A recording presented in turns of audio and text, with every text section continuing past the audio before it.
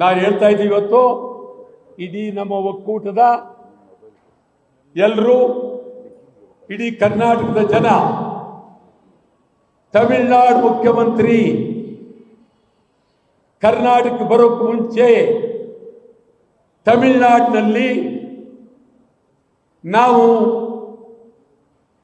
ಸದ್ಯಕ್ಕೆ ಕರ್ನಾಟಕ ರಾಜ್ಯ ಕಣ್ಣೀರಲಿದ್ದಾರೆ, ನಾವು ನೀರಿಗಾಗಿ ಒತ್ತಾಯ ಮಾಡೋದಿಲ್ಲ, ಪ್ರೀತಿಯಿಂದ ಈ ಮಾತನ್ನ ಕರ್ನಾಟಕದ ಮುಖ್ಯಮಂತ್ರಿ ಡಿ.ಕೆ. ಶಿವಕುಮಾರರಿಗೆ ಹೇಳ್ಬಿಟ್ಟು ಹೋಗೋದಕ್ಕೆ ನಾನು ವಿಮಾನದಲ್ಲಿ ಬರ್ತೀವಿ ಅಂದರೆ ಪ್ರೀತಿಯಿಂದ ನಾವು ಸ್ವಾಗತಿಸ್ತೀವಿ. ಇಲ್ಲ, ಏರ್ಪೋರ್ಟ್ ವಿಮಾನ ನಿಲ್ದಾಣ ಮುತ್ತಿಗೆ 3ನೇ ತಾರೀಕು ಯಾವ ಕಾರಣಕ್ಕೂ ವಿಜಯ್ ಅವ್ರ ಬಗ್ಗೆ ನನಗೆ ಒಳ್ಳೆ ಗೌರವ ಇದೆ, ಒಳ್ಳೆ ವ್ಯಕ್ತಿ.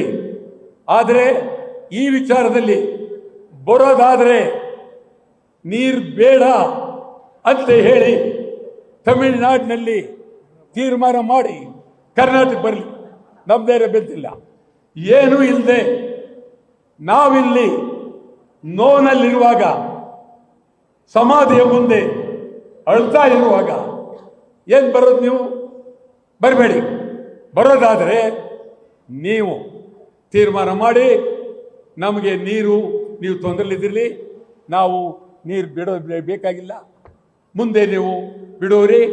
ಇದೇ ರೀತಿ ಇನ್ನು ಮುಂದೆ ಮಾತುಕತೆನೇ ಆಡ್ಕೊಂಡು ಹೋಗೋಣ ಅಂತ ತೀರ್ಮಾನ ಬಂದರೆ ವಿಜಯ್ ನಿಜವಾಗ್ಲೂ ಇದೊಂದು ಆದರ್ಶ ಆಗುತ್ತೆ. ಅದನ್ನು ಬಿಟ್ಟು ಏನೂ ಮಾತಾಡದೆ ಬೆಂಗಳೂರು ಬರೋದಾದರೆ ಬೇಕಾಗಿಲ್ಲ, ನಿಮ್ಮ ಬರುವಿಕೆ ಬೇಕಾಗಿಲ್ಲ. ಇಡೀ ಸಮಗ್ರ ನಾಡಿನ ಕರ್ನಾಟಕದ ಸಮಗ್ರ ಕನ್ನಡಿಗರು ಕೆಂಪೇಗೌಡ ವಿಮಾನ ನಿಲ್ದಾಣವನ್ನು ಮುತ್ತಿಗೆ ಹಾಕ್ತೀವಿ.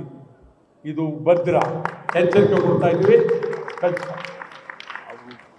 ಪ್ರೈವೇಟ್ ಫ್ಲೈಟಲ್ಲಿ ಬಂದರು ಅದೇ ಜಾಗಕ್ಕೆ ಹೋಗ್ತೀವಿ ಅಂತ ಅವರು ಯಾವ ರೀತಿ ಯಾರು ಬರಲಿ, ಹೆಲಿಕಾಪ್ಟರ್ ಬಂದು ಬೇಕಾದ್ರೆ ಅವರು ಡಿ.ಕೆ. ಶಿವಕುಮಾರ್ ಮೇಲೆ ಇಳ್ಕೊಳ್ಳಿ, ನಮಗೆ ಅಭ್ಯಂತರ ಇಲ್ಲ. ಏರ್ಪೋರ್ಟ್ ಬಂದಾಗ ನಾವು ಏರ್ಪೋರ್ಟ್ಗೆ ಹೋಗ್ತೀವಿ, ನುಗ್ತೀವಿ. ಈ ಸರ್ಕಾರ ನಮ್ಮನ್ನು ಬಂಧಿಸಿ ಜೈಲಿಗೆ ಹಾಕ್ತೀರಾ ಹಾಕಿ, ಅದ್ರ ಬಗ್ಗೆ ಬೇರೆ ಮಾತಿಲ್ಲ. ನ್ಯೂಸ್ ಫಸ್ಟ್ ನಿರ್ಭೀತಿಯಿಂದ ನಿಮ್ಮ ಪರವಾಗಿ.